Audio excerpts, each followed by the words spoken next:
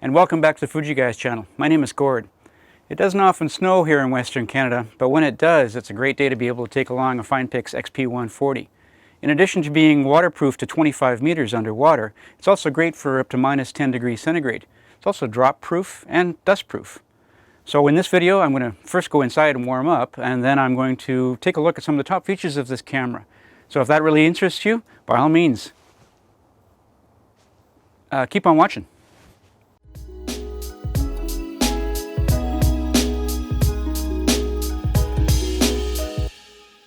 One thing that makes taking photos with the XP140 real easy is the Auto SR mode, or automatic scene recognition. The camera will analyze the scene and choose one of 58 different scene positions. This optimizes the settings for that particular scene. If you have people in your picture, then the subject's eyes will be in proper focus every time. When you first power the camera on and it's in the Auto SR mode, you have the option then of having subject tracking. If you have faces in your photo, pushing that button each time will alternate and rotate through the various people that are in the picture. At that point you can get exactly the face that you want to be in proper focus. If there's no faces in the photo, what happens is when you lock on the subject, no matter where your subject ends up going through the frame, the camera will automatically stay with it and track the focus directly onto that main subject. There are other modes that you can use in addition to Auto SR. When you push the menu button, you can go into shooting mode, and from there you have a choice of standard program, multiple exposures, some creative filters in there, as well as scene positions like sport or landscape or night. Make your choice, hit the menu button, and now you're ready to take photos again. The XP140 also has face and eye detection. This helps to improve portraits, means your people's faces will always be in nice sharp focus. And there's a few options you have within there. When I power on the camera, because I know I'm going to be taking a picture of a portrait of someone, I'm going to go into the portrait mode. So I push the menu button, and then shooting mode, I choose portrait. From there, now I've got my choice of whether or not I want to have the face or the eyes in focus, and then which one. So I push the menu button again, and then I go drop it down to AF/MF setting, and then move over to face detection and eye detection setting. From there you have a choice of the face detection is on, but the eye detection is turned off. It doesn't matter whether it's one or the other. Then you can have it where it's automatic, and the camera will decide whichever is closer of the two eyes to the camera, it will focus on that one. Then if you want, you can purposely make it so it's only going to pick the right eye or only going to make the left eye. When you're in certain modes, you'll notice that the face off, eye off is disabled. This is because normally when you're taking pictures of people, you want to have the face in nice sharp focus. If you have the scene position set to landscape, for example, you won't have eye or face detection enabled, and at which point face off and eye off will be enabled on this menu screen. Once you've made your choice, hit the menu button, go back, and take your great portrait photo. The XP140 offers seamless Bluetooth with Wi-Fi connections, so you can very quickly and easily transfer images from your camera to your smart device, as well as transfer geotagging information from your smart device over to your camera. When you first power the camera on, it walks you through the steps. If you missed that or wanted to repair another device, you go into the menu setting, and then you go down to the bottom part where it talks about connection setting on page 2 of the setup menu. And then you have the choice from your Bluetooth settings. Go into here and you want to set pairing registration. If you don't already have the free camera remote app installed on your smartphone, there's a QR code on the back of the camera. You can scan that and the smartphone will automatically take you to the correct location. The smartphone app is due for an upgrade about the same time that the XP140 becomes available, so what you see on my screen might be a little different than what the app actually looks like. So start the app on my phone, and now I want to choose pairing registration. And then the camera will do a little bit of communicating. I see my camera listed on my smart device. I tap on that, and then it's going to do some further communication, and we've got it connected. On the back of my camera now, it will ask whether I want to set the date and time from my smartphone. I always like to say yes. The reason for that is now whenever I'm traveling, the camera will automatically update the time from whatever time my smartphone has. Let's take a look at some of the options we have within the Bluetooth menu on the camera. So again, going into the connection settings side and then Bluetooth settings. If we want, we can delete that pairing registration. You can actually have up to 8 different pairing registrations per the phone. So you can have 8 different devices all connected in. You have to choose which device you have connected up at the same time. If you ever lose your device or you want to delete it from the list, you can delete it from here. You can turn the Bluetooth on and off if you want to. And you can have this auto image tagging. And you can have it where it's set to automatically tag the image to be transferred over to your smartphone. What I like to have instead is this seamless transfer. And what that does is it will automatically, as soon as I take a photo, transfer the image over to my smartphone. So let's turn that on for the time being. And then I also have the smartphone sync setting on the second page. And what that enables me to do is to set the date and time of my phone over to my camera if I want to. Or if I want, I can have the location transferred over. Or my favorite choice is to have location and time. At that point, every 5 minutes or so, the camera, using Bluetooth technology, so it's low power, will automatically update the location as well as the time. This is great when I'm traveling, allowing me to be able to know exactly where my photos were taken, as far as which waterfall or which fountain or which museum I was in. So let's go back and take a photo of my friend here.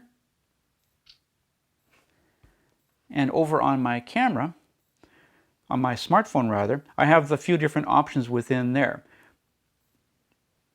I can have a remote release. When I push the trigger button, it will automatically take a photo.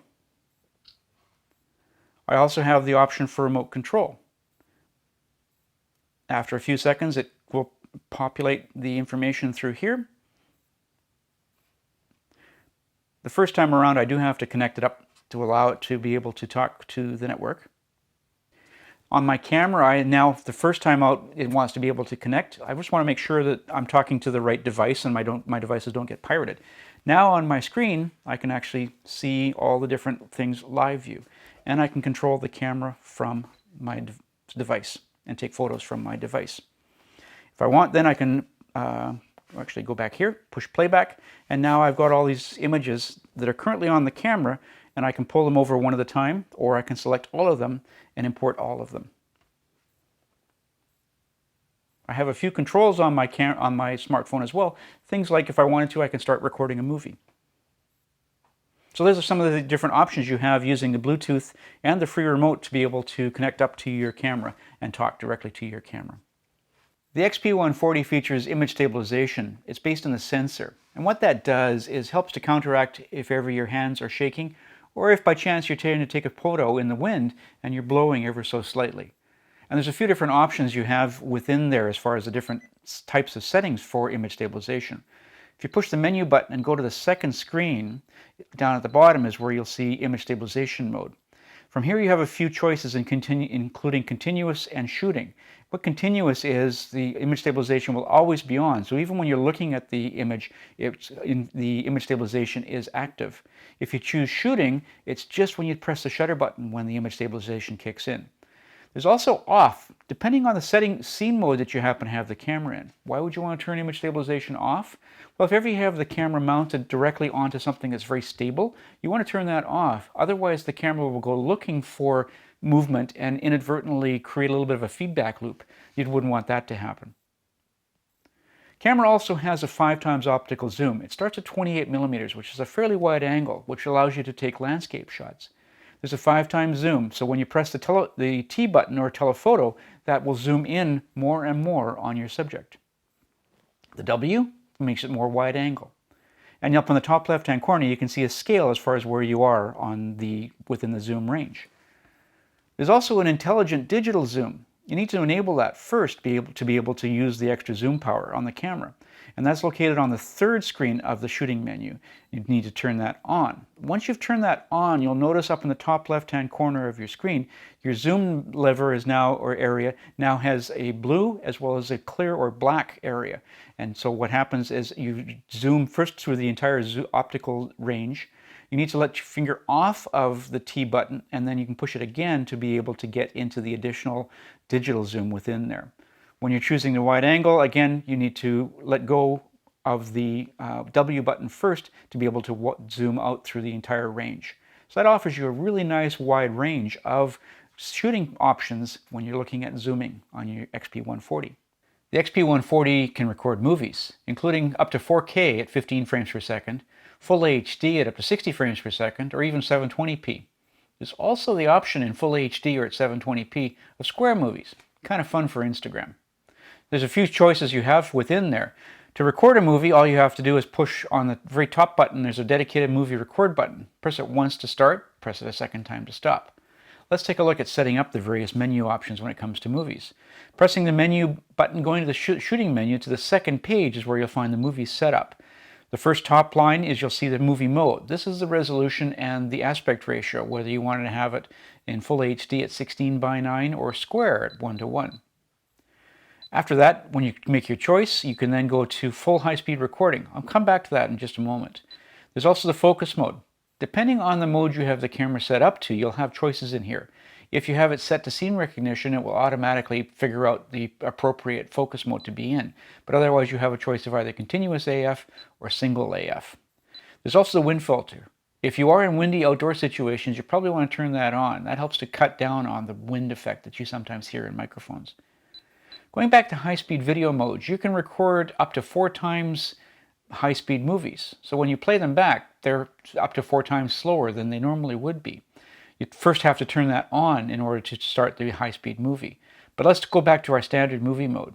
Once I've made my choices, I just hit the display back button, go back, press the video button on the top of the camera to start the recording, press it again to stop. Easy as that. The XP140 features an interval timer, and you can create in-camera resulting movies from those series of images. There's a few choices you have in there as far as the resolution. You can record up to in 4K at 15 frames per second, full HD at up to 60 frames per second from the images that you capture in the camera. There's a couple of steps you need to do to be able to make that happen. First is you go into the menu and you go into the second page where there's the time-lapse movie mode. Here's where you would choose what the resulting resolution of the movie will be beforehand. So let's choose from this instance 1080p at 59.94. Then I go into the interval timer shooting mode, and here's where I want to choose what the interval is between each image capture. If the image capture is more than a couple of seconds, the camera will power down in between the various exposures. This helps to save battery power. Just before it's ready to capture the next image, power back up again, capture the image, and then go back into power saving mode. So in this particular case, I'm going to just choose a couple of seconds just for demonstration purposes. So I'm going to choose 5 seconds in between, allowing me to move my little friend here. Then there's the number of times I need to choose. I need to choose how many times the frame will, the camera will take pictures. For this instance, let's take 10 images. And then I want to choose, and then I hit OK, and I choose whether I just want to save a series of still images. These are the full resolution images. Or if I want the camera to create a time-lapse movie from within there. Let's create a time-lapse movie within there. I hit OK, and whether I want to start it now or whether I want to start it in a few minutes or an hour or two later on from now. I can start up to 24 hours later than when I push the shutter button to start things happening. Let's set it to 0. So we're all ready to go. Let me take my first shot. I'm going to move my little friend a little bit just so we capture some nice images here. So I'm going to capture a total of 10 images. Each time around, I'm going to move them ever so slightly. And then I'm going to bring my other friend, little friend in here. And bring him in so he starts to show up. The camera does a countdown and also a count up as far as how many images it's captured each time around.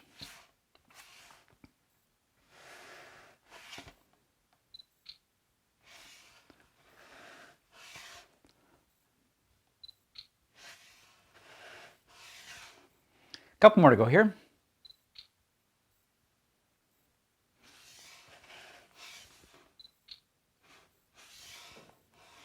It's now captured all the images, and it's doing a little bit of processing work to be able to put all that together again. Now when I have my resulting movie, it's a captured image of all the different things in there. Again, if you're going to want to have a time-lapse movie, you probably want to have a lower frame rate. The reason being, when you have a lower frame rate, it won't play back nearly as jumpy or as quickly. If you are going to go with the higher frame rates, you want to have either a little bit less movement or a lot more movement in between each one. Otherwise, it doesn't quite look quite proper. It might take a little bit of experimenting for you to be able to get the various settings to make sure you've got the right frame rate as far as also the right interval. But it can be a lot of fun. One thing we do recommend whenever you're going to be doing interval shooting, put it on a tripod or put it on something solid so it doesn't, you don't inadvertently have some camera movement within there. That's how you can quickly and fairly easily make interval time movies that are quite a bit of fun with your XP140. The XP140 has a couple of different burst or continuous modes. This is great for capturing action like people jumping off diving boards or jumping over ski hills. You can capture up to 15 frames per second. If you want, you can capture up to 10 frames per second at full resolution, or capture up to 15 frames per second in 4K resolution. The resulting images are about 8 megapixels, which still will print up very nicely, as well as show on your screens. Here's how you get into a couple of different modes of the burst modes for the XP140. On the back of the camera, you'll find a dedicated burst mode button. Pressing it the first time will jump you into high-speed mode, and you have a choice of either 10 frames per second, 5 frames per second, or 3 frames per second. Depending on the mode that you have the camera set into, you may not be able to jump down to 4K resolution. I suggest you put it into the P mode first, and then you can jump into 4K resolution. Pressing the button again, and it will drop down to 4K burst mode.